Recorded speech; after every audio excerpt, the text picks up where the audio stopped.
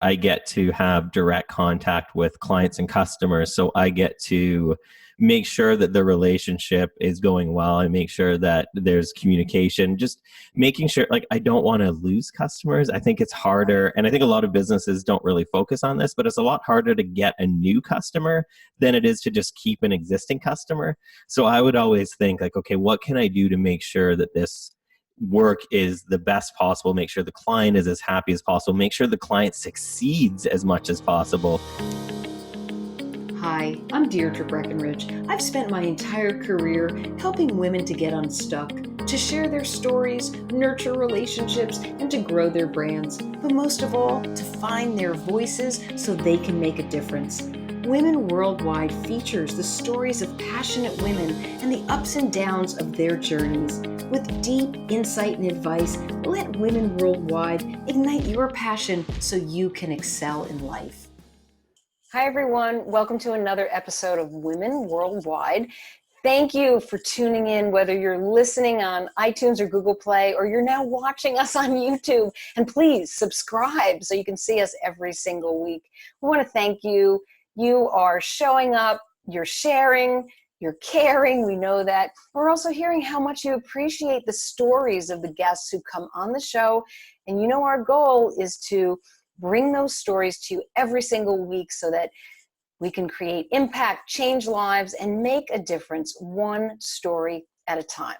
So speaking of stories, I've got somebody today who has an interesting journey and he's ready to share. Joining me on the show is Paul Jarvis. And we're going to be talking about this mindset of the company of one and really what it means to scale your business, be profitable, and find freedom. Because sometimes in business, when you grow, bigger isn't always better. And Paul, he's got a lot of credentials and accolades.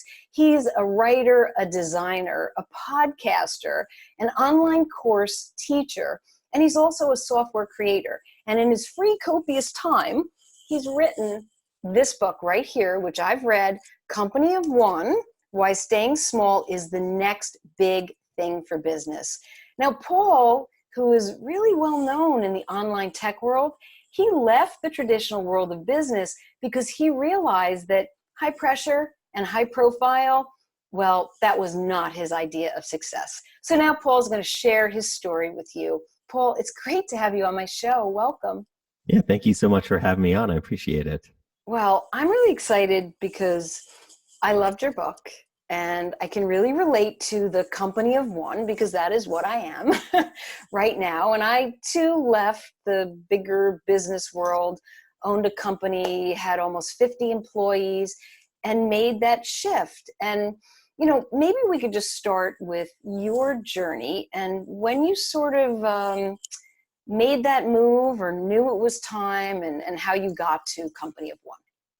Yeah, so I didn't plan on being an entrepreneur. That was never my goal for myself, but I was working for an agency in Toronto and I love the work, I love the clients, I didn't like the company, so I figured, okay, the problem here is a specific company, so I'll just go find another company to work for and do the same work.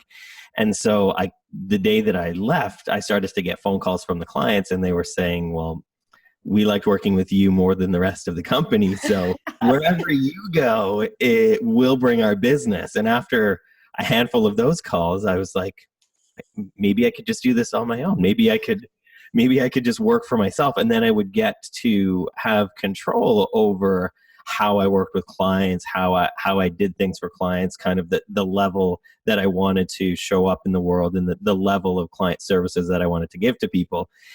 So it was a total accident. I also think I was going to go to the and this was so long ago. This is when people still went to the library and when the internet didn't have much on it. I was going to go to the library to look up how to write a resume the day I quit.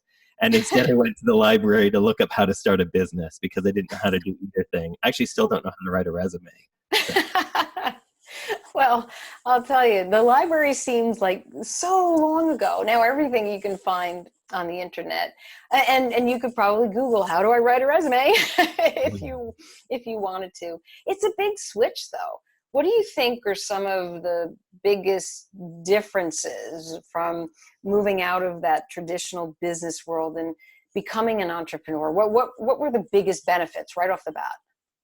Yeah, I mean, the biggest benefit for me has always been that I get to have direct contact with clients and customers. So I get to make sure that the relationship is going well and make sure that there's communication, just making sure, like, I don't want to lose customers. I think it's harder, and I think a lot of businesses don't really focus on this, but it's a lot harder to get a new customer than it is to just keep an existing customer. So I would always think, like, okay, what can I do to make sure that this work is the best possible, make sure the client is as happy as possible, make sure the client succeeds as much as possible, because successful clients tend to have the money to come back and pay you more and more. So I think Absolutely. the focus on retention over acquisition was probably one of the biggest things. When I worked at an agency, it was all about acquisition. Right. The main thing, there was probably as many people trying to land new clients as there were people working on client work. And I always thought that that was kind of odd. And when I started my own business, I really was like, okay, I don't want to have to do a ton of sales. I actually like sales and marketing, but I also wanted to do the work. So I figured, okay, what can I do to make sure that the clients that I have or that the clients that I get just keep coming back? And some of the clients I worked with, probably worked with for probably 12, 13, 14 years. Like they just never went away in the best way That's possible. amazing. I mean, when you're in the agency world, because I used to own an agency, a marketing communications firm, you were lucky if your clients stuck around. It was like a 3-year turnover. No matter what, you'd be up for an agency review. I mean, we did have a few clients who stuck around for 9 or 10 years, which was absolutely unheard of. So the fact that you're keeping clients for 12 years or beyond, that's unbelievable. You're doing something right, and that's why they're staying.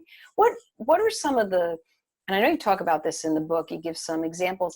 What are some of the littler things that you can do? It doesn't even have to be big things to make your clients happy. Yeah, I think one of the biggest things that was a misconception, at least for myself, was that clients will let you know when they need more work. And I figured if they're not getting in touch, they don't need anything from me. And then I started like challenging that assumption and I started contacting them, just saying like, hey, how's business going? Is there anything I can help with? Most of the Smart. time, if I sent that email, they would be like, oh, yeah, there is something. I meant to contact you. If I hadn't have emailed them, they wouldn't have emailed me.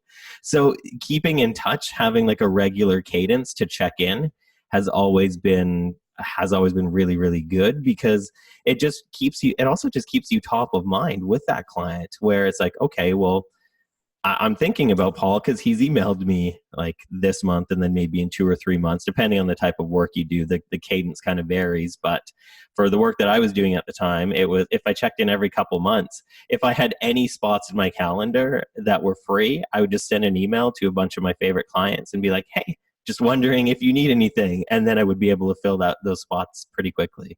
That's really smart, because I think we often forget that, like us, clients get busy. There's things going on. It doesn't mean that they're not thinking about you. So if you can reach out, you actually make it easier on them. And then the work flows back to you. It's totally a win-win. Why do you think today there is this notion that bigger is better, where there's so much you can do as a company of one? Yeah, I think it's just so I think capitalism is a little bit to blame, just because we're taught that like this is the tradition, the business paradigm is that bigger is better. You have to grow to be bigger than all of your competition to crush them and dominate a market, where I don't really want to dominate. Like, I don't care about dominating a market. And I don't think that you have to anymore. I think that this is an antiquated notion that's a carryover from the turn of last century, when these companies that had to create products on scale and at volume did in fact need to be much larger so they could offer more reasonable prices, like economies of scale. In the Right. digital world, it doesn't matter as much. And nowadays, like, I can run a business with a very small group of people, and I can outsource things. Like, I don't have to, my lawyer doesn't have to be on payroll with me. My accountant doesn't have to be on payroll with me. Almost nobody has to be on payroll with me. It's just me, basically. And I think that a lot of times we just see that this bigger is better mentality as, oh, this is just the way things work. And if nobody's questioning that, how do we know if it's truth? I think we need truth through consistency. And if we're challenging things and we can get to that consistency. And for me, it's never been, I don't want a big company. And I don't want, like, practically, I don't want to have to manage others because I love Sure. doing work. I don't want to have to manage people doing the work. I don't want to promote myself out of a job I like into a job I don't want to do. And there's some people who are great managers. That's just, I know that about myself, that I don't want to be a manager and I don't think I would be a good manager. So I wouldn't want to build a business that would put me into that role. Right. I mean, a lot of what you're saying is figuring out what you want, setting yourself up for success based on who you are and the skills and the talent that you know you have. So you like to service clients and do the work. What is it? What is it about your network or your pool of resources? You probably have to be really tapped in because you can't do everything. Do you make sure to identify certain things so that you have go-to partners? For sure. I think that a lot of times the type of people like myself who are drawn to entrepreneurialism think that just because we work for ourselves, we should work by ourselves. And I don't think that that's the case. I think it's one, incredibly hard to be that skilled at every area of business. I don't like, I would never write a legal contract. I didn't go to No. school. I'm going to hire a lawyer to do that. I'm going to hire an accountant to do that. And a lot of entrepreneurs do those two specific things. But I think we can apply that in many other areas of our business. I always think about, okay, what do I know that I'm really good at doing? Like, where can I move the needle in my revenue with the type of work that I do? And if it's not a type of work that I can move the needle in my revenue with, then who can I get to help me with that? And so I have people like copy editors or video production people or audio, because I do podcasting, so audio production people. And I know that they can do a really good job at taking that work off of my plate. And I'm also happy to pay them. And most of the freelancers that I hire, I pay higher than like, I look for the best of the best. I look for like the A-level players who do those things, because I know that if I'm hiring the best person, I'm not going to have to manage them, which I already covered. I don't really like Right? that. And I know that they're just going to do the work. And I know that the quality of work is going to be there. And I know that the end result is I'm probably going to end up making more revenue or getting more customers or whatever it is, if all of the work that I'm hiring out or doing myself is on about the same level. And so that's always what I'm looking for is people who are going to just do the work without me having to check in and do a high quality of work. Yeah, no, that's a really smart approach. Now, you mentioned before you would never plan to be an entrepreneur. Did you ever think that you were going to be an author? Like, how did this happen? Yeah, it's funny. Like, and people get really caught up on setting goals for themselves or having like a 5-year plan or a 20-year plan. I've never been into goals. Like, I've never set things for myself like, oh, I think that I should achieve this or I think that I should go for that. I just kind of let things happen as they happen, which I love seems, that. it's funny though, right? Because I think a lot Yeah. of people think that that's like a very like hippy dippy or like a lack of motivation or drive way to do it. But I think it's not, because I think when I am led to something like writing a book, I'm extremely driven at doing that. But I'm not going to set myself up for like, oh, in 2 years, I think I'm going to write a book. I don't know what's going to happen in 2 years. The year before I started writing books, that's my 5th book. The year before I started writing books, I didn't think I would write books. But I was starting to hear from people like, oh, when is your book? At the time, I was writing about a different topic, but people were like, well, when's the book coming out? And I was like, there is no book. But then a lot of people were asking, and then I was like, okay, well, Maybe I'll write a book. maybe I really like writing. I've always done a lot of writing, so maybe I can put that into a book. And then that book worked out really well. So then I wrote another and another and another. But I never had any plans to be a writer. It's just something that, one, because I do it for work, it makes revenue. So I like doing things that make revenue. And two, I really enjoy it. And I think it's a good way to share with people the things that I want to share. And it also lines up with, you can be an author and have a very small team. I don't need to build a massive business to write and publish books. So it works out for me on a lot of fronts. Yeah, it really does. What in this book, do you have a favorite chapter or story that you want to share? Yeah, my friend Miranda, that my favorite story in the book is hers. And her dad was, I think he was an architect, and he got laid off from his firm because they grew too fast and then had to shrink. And this was I think in the 70s. This isn't even recent. And so he started working for himself, and he had in their house, this is, I guess, quite a while ago. So they had like one computer. Imagine just having one computer. No, I They can't. had one computer in the house in the garage, and that was his quote unquote office. And he had a little post-it note stuck to his computer that said overhead equals death. And that's how he operated his business for years and years and years.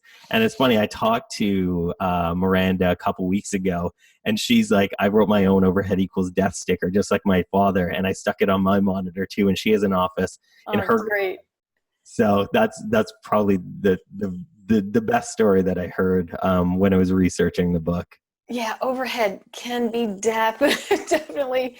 I mean, I just remember with our agency, it was during the days where we were also a branding agency. So you had to look the part. Oh And yeah. we had over 18,000 square feet of space. We had one of those big rooms with the pool table. We bought the pinball machine. I think we had foosball, you name it. But that was like a killer. We were literally just trying to make payroll and pay for the rent. There was no room for profit whatsoever. And then we got smart, and it was like, oh, what? We can be more virtual? What a blessing that was. Yeah. There's a chapter in your book about personality.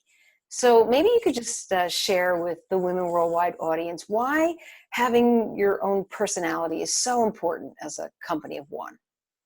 Yeah, I think that personality, it's funny because I think in business we're taught to kind of stifle that, and like you have to dress the part in like a pencil skirt or a suit Yeah.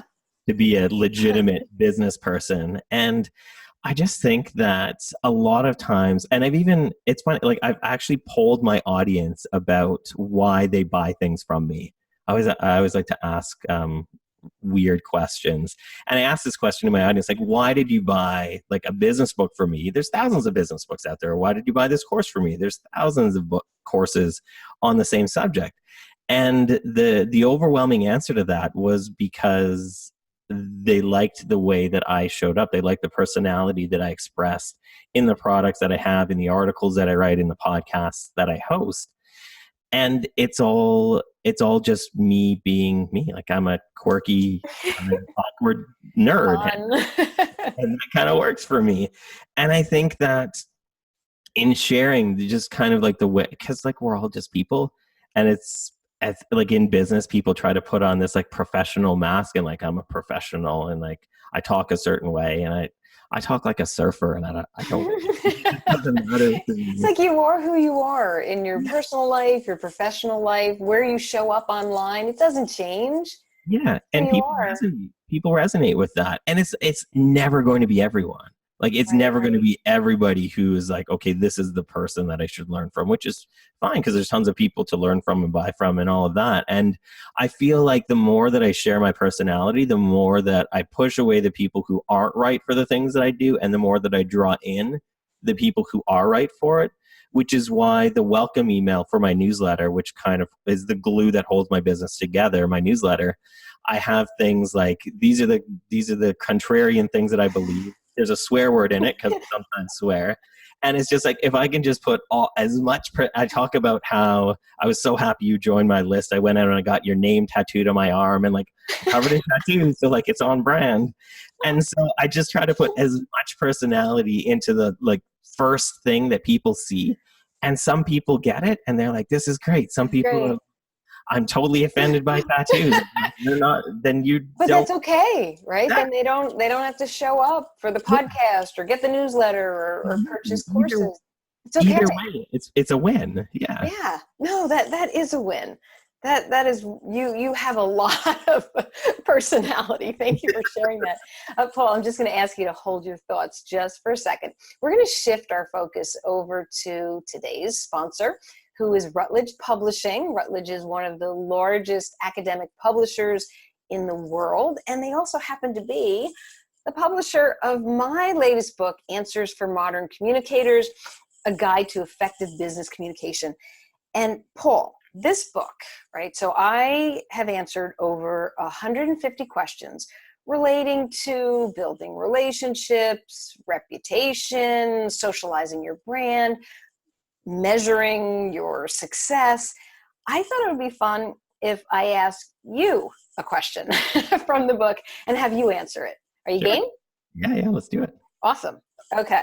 So here is your question. It's actually question number 46 in the book. Why should you put your customer service hat on and keep it on? Yeah, I like that question because all of I've run so many different kind of businesses now, and they've always been focused on making sure that the customer is happy. I'm a stats nerd, so there's a study done by Amex a couple years ago, and they found that 70% of people buy based on how they feel they are treated. So basically, how customer service will work for them. And for myself, I put retention over acquisition for customers. So I know that if customers are being treated well, if they're happy, if I can foster their success as much as possible, then they're going to stick around. And selling to an existing customer is easier, faster, and just better than selling to somebody new, because you have to build that relationship first. You have to build that trust to sell to them. So I think always, like, everything that I do in my business is I first think about, well, how is the customer going to feel? What's the customer going to think about this decision that I make? That's awesome. Great answer. Thank you for answering the question, and a big thank you to Routledge Publishing for sponsoring this episode. All right, let's dive back into our discussion. So I wanted to talk a little bit about podcasting, because you mentioned that you're a podcaster. What made you decide to host a show? My best friend forced me to start a show. That's pretty funny. I've never heard that answer before. He's very outgoing and I'm not. And he was like, we would have Skype calls there. He lives in Southern California. I live in Canada. So we'd have Skype calls every week. And he was always like, why are we recording this? Like, this is awesome. And I think people could, like, benefit from this. And I was like, I don't know, dude. Like, I don't want to start a show. And he's like, no, we're starting a show. And you have no choice. Yeah. So we started Invisible Office Hours. That was probably like 5 or 6 years ago now. That was quite a while ago. But Yeah. I'm glad that he pushed me to do that. And now I have, I think, 2 running shows. And I'm piloting another show at the moment. Very cool. Yeah, it stuck. I don't know. I really like it. It's a lot of fun to use voice and audio as a medium. Even though I am a writer, I still find it enjoyable. Well, same here. I mean, I'm a writer, but I love podcasting. I love being able to talk to different people. So one of your shows is an interview format, correct? Sort of. Not most of my shows have no guests, but I have one show, The Company of One show, based on a book, where I record about an hour to an hour and a half of audio, and then I pull out pieces. So I produce it into a story. So it's sort of an interview show, but it's sort of not. It's like low budget and a low budget NPR show. That's funny. Low budget NPR. Well, good for you. Keep up the podcasting, definitely. What do you think? So, as an entrepreneur now, what do you think are some of the best qualities that you have that really keep you going and motivated and focused? Yeah, I mean, definitely money. Like, I like that my business makes enough money to support myself and my family. I mean, it doesn't have to be all of the money or like exponential money, but I think that it needs to be enough to keep going. I think that that's definitely one of the biggest things. The other thing is, I really like helping people, and the products that I make, when I sit, like, it 100% feeds my ego. It's not even altruistic. If I see people getting helped from the things that I make, it makes me feel good about myself. And then I'm like, I want to keep doing this. Like, this makes me feel, it's just like when you give to charity, like you feel really good. And like, Really good. the reason you give to charity. These are just two answers that I haven't quite heard. Money, and I feel really good. I mean, but that it's true. I mean, there's no doubt you want to, whether it's money for whatever you're using, money for experience, money for your family. And at the end of the day, we have to feel like we've done something good, whether we've helped people or, whatever direction we've helped them move in. It's a great feeling. Yeah, it's funny because a lot of people, especially people that run their own businesses, are like, "Oh, I don't do it for the money." It's like I have hobbies that I don't do for the money. Like I'm never going to make money, but for the work that I do, it has to make money. And I think that a profitable businesses don't go out of business because they're too profitable. No. They go out of business for many, many other reasons. And so I think the more that I can focus on my business being profitable enough, the more that I can stay in business, the more that I can keep helping and serving the customers that I have. So I think it's a win. I think it's a win-win. Yeah, I've never heard any entrepreneur say, I'm leaving my business because it's too damn profitable. Like, that's just not the way that it goes. Um, let's talk about pressure, because I mean, there is pressure when whether you're in somebody else's business or your own business. Do you find more or less pressure as an entrepreneur, or it's just completely different? I think it's different, and I think that a lot of times it's self-inflicted pressure, Mm-hmm. right? Like it's the worry that like, oh, maybe next month won't be as good as the month prior, when even if you have data that says the contrary, that it's continuing to go well, there's still that pressure of like, well, what if things like dry up? What if people stop listening? What if people stop paying attention? And it's really hard to deal with that sometimes, to be perfectly honest. But I also think that there's a bit more resiliency in most forms of working for yourself, where if you're employed by somebody, you have one business making the decisions for you. If you're an entrepreneur, you have a group of clients, or a large group of customers who are making those decisions, where even if a few of them drop off and are like, oh, well, I would fire this person if they were my employee, you still have another group of people who are like, I wouldn't. I feel like this person has value to provide. So I think in that way, I think that is really good, and it feels a little more resilient, even if we all can be a little neurotic about the way that we A little. What about freedom? So I'm getting the feeling, and I did mention it in the introduction, that there is a freedom when you start becoming profitable. You're scaling, you're doing something right, so you should have time and the freedom to do more things that you love. Are you finding that is so? It can be. It is not always the case, and it hasn't always been the case with me, and it's not always the case with other people, because I think sometimes we see that. And so in the beginning, we need growth. We need more because we're starting at zero customers, zero revenue, zero everything. So we need to grow to get bigger, to just sustain itself, to sustain ourselves, to sustain our lifestyle. So in the beginning, we all think that growth is good and beneficial, because it 100% is.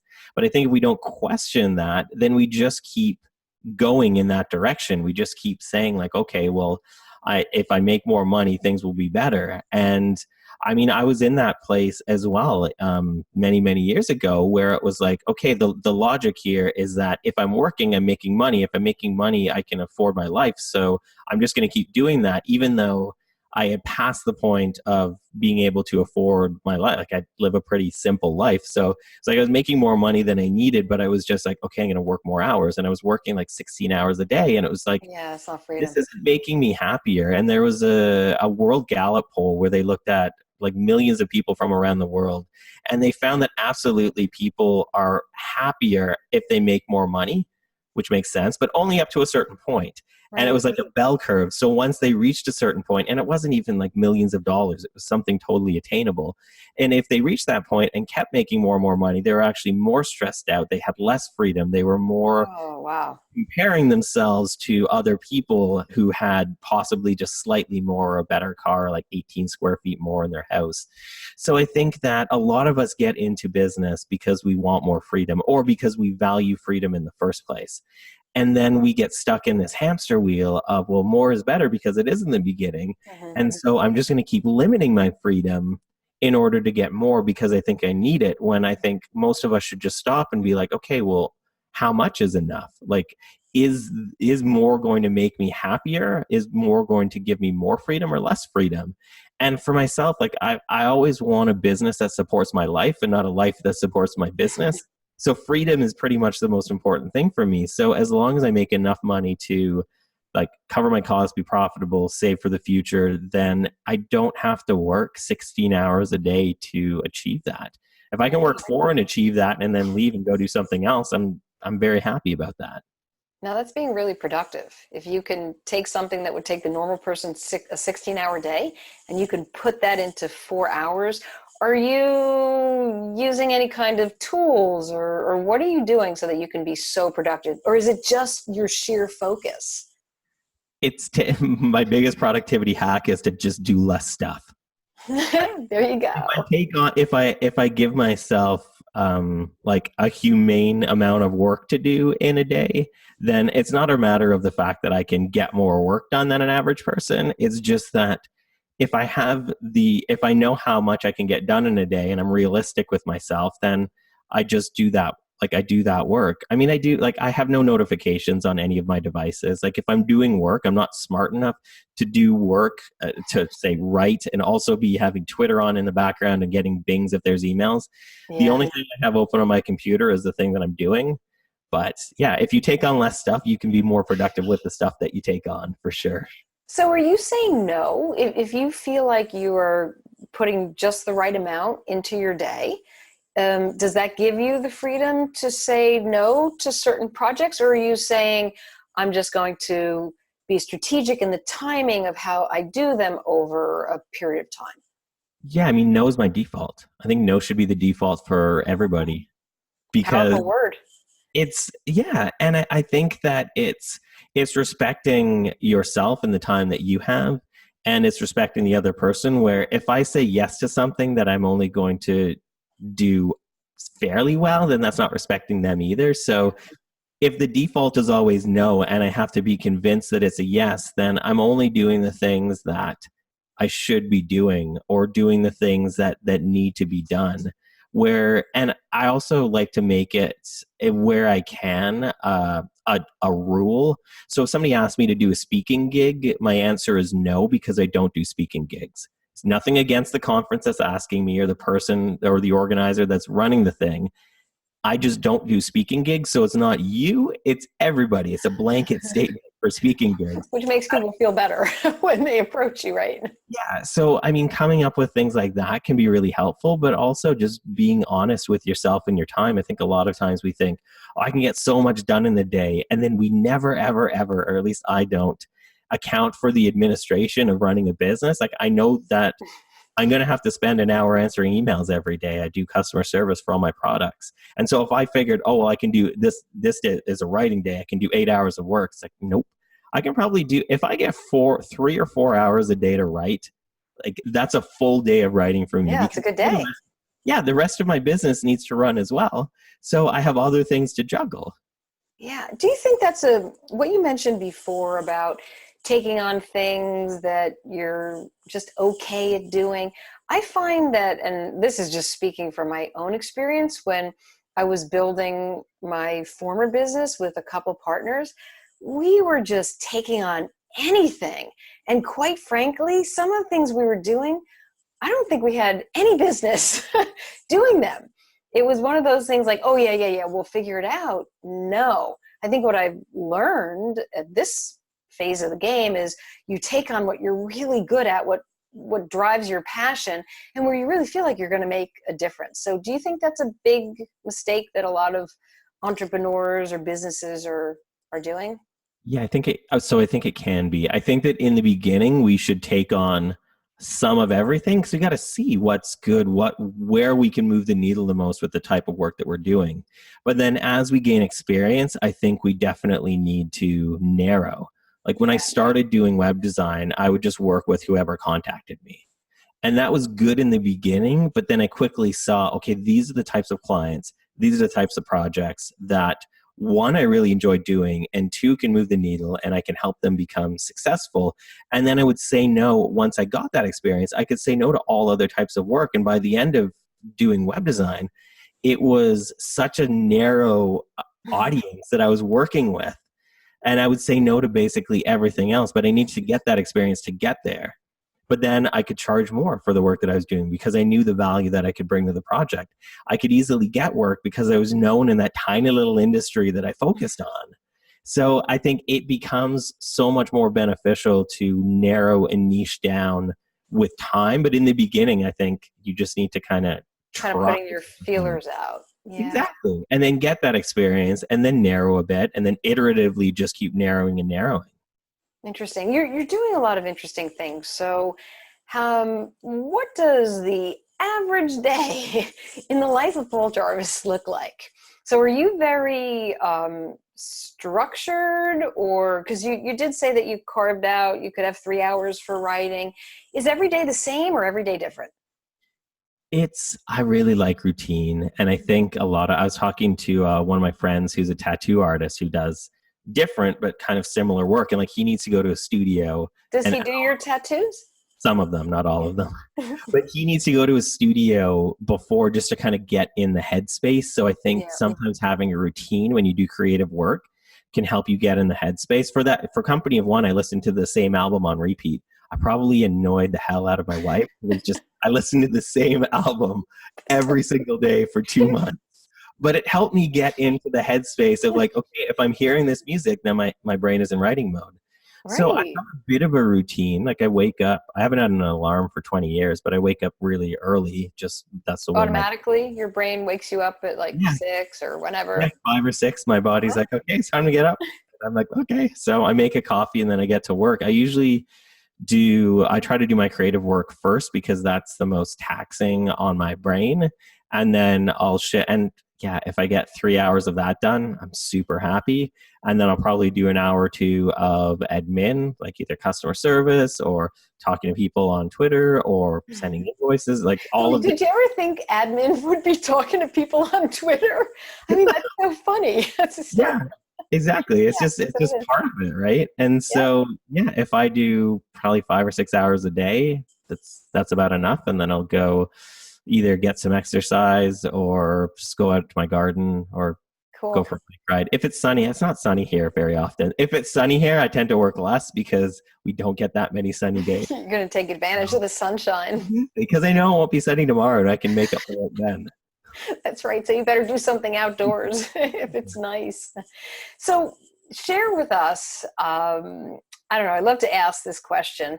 What was your biggest learning moment, whether it was aha, I get it, or an uh-oh, I never should have done that, but I'm glad it happened because I learned from it? Yeah, I mean, being an entrepreneur is all of those all of the time. I think the biggest aha was when I was so I wasn't even thinking about writing the book. I wrote an article about why I don't put growth at the top of my priorities for my business. And I figured this is just going to be an article to explain to my audience how my quirky business kind of works. And people would be like, oh, okay, that's just Paul doing. So I sent that out to my mailing list, and I usually get, 150, 200 replies to my articles. I send out an article every week. And that one, I think I got 12 or 1,300 replies, and people were saying, well, I thought I was the only one who didn't prioritize growth above everything else, like profit. And so I found that in sharing something that I thought I was the only one, or that I thought I was alone in thinking, I found that there was a lot of other people who kind of felt the same. And then ultimately that turned into a book. And when I was pitching the idea to my agent, who then pitched it to a publisher, they were like, well, this was the most popular thing that Paul wrote for like the last 2 years. So I think that there's probably a book here. That's a big aha moment. That's awesome. Thanks for sharing that. No problem.